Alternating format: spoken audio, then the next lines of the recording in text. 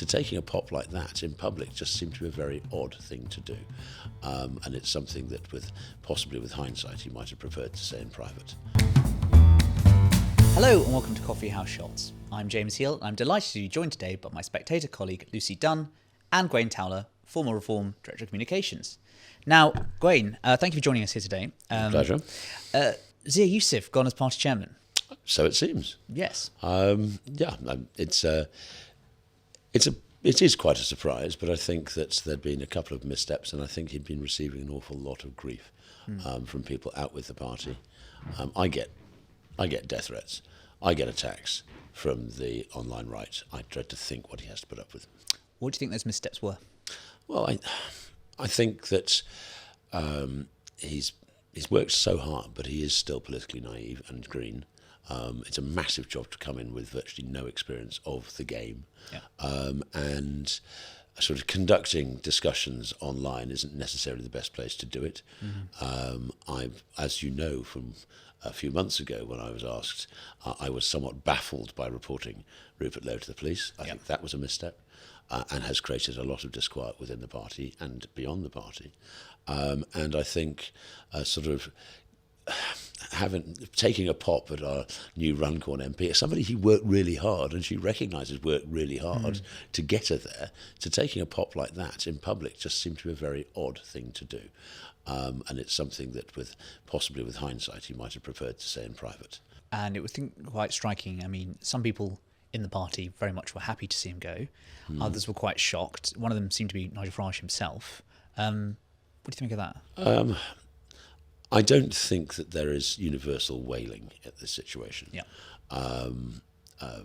But equally, it was a surprise. He has put in this massive shift in the last 8 months. I don't know. I wasn't there. I was at dinner and lunch. So both. But so I rather missed the excitement as it laid out yesterday. But obviously, I think that there has been a very tense atmosphere at head office. And I get the feeling that the pressure cooker lid has just been taken off a bit. And so there is, as I say, not a great deal of wailing. But of course, surprises and shocks come in politics, but it's not necessarily what you're looking for. Yes, and I think Nigel's tone very different to that of when that Rupert Lowe incident happened. Much more sorrow than bitterness. In this well, without a shadow of doubt. This is a very different ballgame. This is not that famous meme, come and join us, not by a long chalk. Just for context, that is a meme referring to various people who have left Nigel's parties one way or another over the years, with the Harambe the gorilla. Personally, I was really upset that I wasn't there myself. I wasn't one of those ghostly figures at the background. Maybe you haven't send it to the heavens when you're somewhere else. Yes, I've gone somewhere else. But you don't think Zia might make a comeback at some point? I think it's entirely possible. I don't think all bridges are burnt. I think he has an awful lot to offer, but I also think he has burnt out because he's put so much in. And obviously it's a bit difficult for me because I was sacked by him. I was the first person to be Goldman sacked in many ways. So I have a slightly possibly jaundiced view. Will you make a comeback? I have no intention of working for the party again. Okay. But I'm planning to stand for the board. I'm absolutely committed to the cause, and not just to the cause, but to the people who make it up. And that's not just Nigel Farage. There's an awful lot of people out there who have been putting in this shift. So I'm making the things happen that have happened in the last year. And Zia is absolutely one of those. But time is, I suspect, unlike other small eruptions, this one, the water will close over very quickly. Now, of course, I'm very painfully aware, Lucy, that it's not just the Gawain and James show. So you're up in Hamilton right now. You'll be at the election overnight. Tell us what the reaction on the ground is there, because, of course, there was talk from the SNP. It was going to be a two-horse race between them and Reform. Turns out, actually, it wasn't at all. And the third horse came through the ranks, and Labour are celebrating winning that by-election today. Yeah, I think if you listened to the media narrative over the last couple of weeks, you would have also believed that it had been a two-horse race between Reform and the SNP, not least because Labour's candidate, Davy Russell, was media shy. He was kept away from some election debates on TV by the party because he does not come across very well on camera. And there was a sort of a short video clip that emerged. He was being interviewed by STV's Colin Mackay, and he didn't really seem able to, one way or the other, defend or push back against the UK government's winter fuel payment cuts. So I think that clip went down particularly badly, and then it sparked a lot of conversation about why Labour had chosen this candidate in the first place. However, if you look at the result, I think what's quite interesting about it is actually it's not that radical compared to what the polls across Scotland have been suggesting for some time, that in comparison to 2021, Scottish Labour is only down a couple of points, but it wasn't, starting from a very high position in the polls anyway. The SNP is down a lot more, but it was from a lot higher standing start in many senses. So I think the SNP are down about 15 points, Scottish Labour down about 2 to 3 in comparison to 2021. We kind of saw that reflected in the results of last night. But the biggest win in many ways, though it wasn't a sort of first place win, I think was for Reform UK. Reform does not have much of a presence or much resource up in Scotland.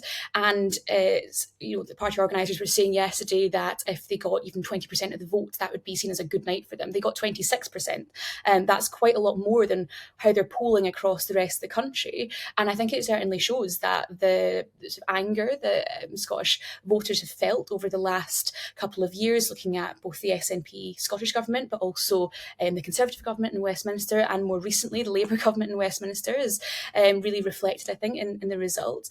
I think what's quite interesting about this election is more where Reform have placed in comparison to the other mainstream parties. And actually, if you look at the margins, there's not really that many votes between the SNP and Reform, and also Scottish Labour and Reform. And so as much as Scottish Labour will be celebrating today, and they will be saying that, Anna Sarwar said last night that he now expects to win the 2026 Holyrood election. I don't think that their celebration should be too long-lived, because quite clearly there's a lot of work to be done. The contest was very tight, and there is this new insurgent third competitor that is putting pressure both on the unionist votes. The Scottish Tories were, they kept their deposit just. They have had massive losses to Reform. Scottish Labour are also facing losses to Reform, and actually the SNP are beginning to have Reform eat into the Nationalist vote. Not quite as much, but to a degree. And so I think this election sets the tone for the next year.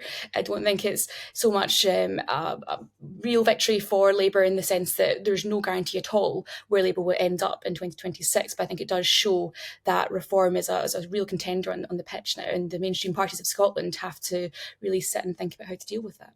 Yeah, Gawain, why is Reform able to do so much better than, say, UKIP or the Brexit Party did? For a number of reasons. The fact is that the party is much more cohesive. It's much... You're talking there, Lucy was talking there, where about the Reform rise, but that is put down to, I would put that down to the sheer hard work of people like Martin Green, our organiser in Scotland. It's basically on his own up there, isn't he? Pretty much. Incredible operation. It's a shoestring running on a shoestring. However, what a shoestring. To get 26% in the Central Belt is a fantastic result for us. And it is a clear, if you look at the way that John Swinney and others were behaving in the last few weeks, the sheer level of panic amongst the establishment in Scotland is a delight to watch. However, that being said, we have an awful lot of work to do. Of course we do. It's to maintain this. But, the candidate was also very good. Ross Lambie was excellent. Nigel was up there campaigning himself. There's a realisation that we can and will break through into Holyrood next year, and this is putting the cat amongst the pigeons. It's great. I love it. Well, you talk about Holyrood next year. This week's Spectator cover, Nigel wants you as the sort of remade Lord Kitchener. Hopefully you won't meet his fate at sea. I've seen it, yes. Just wonder what you make of that cover article, if I may ask. Well, I thoroughly enjoy the picture, but I haven't read it all. I've been reading it since I've arrived here. Farage is in South Wales next week. Yeah. He was in Scotland.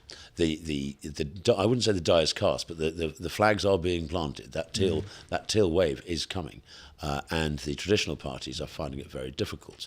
And I think one other thing about the rise in Scotland is, as Napoleon said, "Don't tell me if your general's any good. Tell me if you're lucky." We are extremely lucky in our opponents. The failure of the main parties, and of course in the UK base, it's basically the Tories and Labour and their inability to connect with themselves, let alone the public. Then you look at the the Nationalist parties in Plaid and in the SNP. And though Plaid are doing well in the polls now, they have a tradition of doing well and they're not. And I think what you are seeing after you looked at the council elections last year is that when you can't get that. You can't get that. You'll drop away when it comes to the vote itself. Oh, no, we don't. And as you were saying just now, I mean, we are significantly up on our polling in the result of a quite high turnout by-election. I mean, it was over 40%, wasn't it, I think? So it was quite a high turnout. And even there, we're on 26%. Now, in a fragmented election, 26%, if you've got four parties, becomes a very interesting number indeed. And Lucy, just as a final question, I wonder how successful was Scottish Labour in trying to differentiate itself from Keir Starmer and Number 10? Because it seems that as much as this election was about a sort of the ground game of Scottish Labour, it was also largely about Anas Sarwar, who became quite a big figure in all of this. How well did Scottish Labour do in being able to make themselves a distinct product and position themselves ahead of next May? Well, Scottish Labour regularly find themselves in quite a difficult situation where they don't necessarily agree with the stance of the UK party, and also given devolution as well, there are opportunities for whatever parties in government in Scotland to take slightly different decisions. But in doing so, in trying to taking a slightly different stance, I think there's also then the risk that you come under accusations of splitting from your main party base in Westminster. I think what you touched on just there was the success of the ground campaign in Hamilton, Larkhall and Stonehouse. I think that Scottish Labour activists were working incredibly hard throughout the last couple of weeks, as were all parties, obviously, but I think they did realise, partly probably also spurred on by the negative media coverage that they were receiving, that they had to make sure that their vote turned out. And what I would say is, through my time covering the constituency over the last couple of weeks, the mood has really shifted within Scottish Labour. I think initially it was positive. It then became much more negative and actually I think quite depressed for a while. And yet when I spoke to activists yesterday before the polls had closed and before the result came through, there was that sense of buoyancy again. I think they felt as though they had managed to get their vote to turn out. And I think that, you talk about Anas Sarwar, I think, he's been quite prominent in this campaign.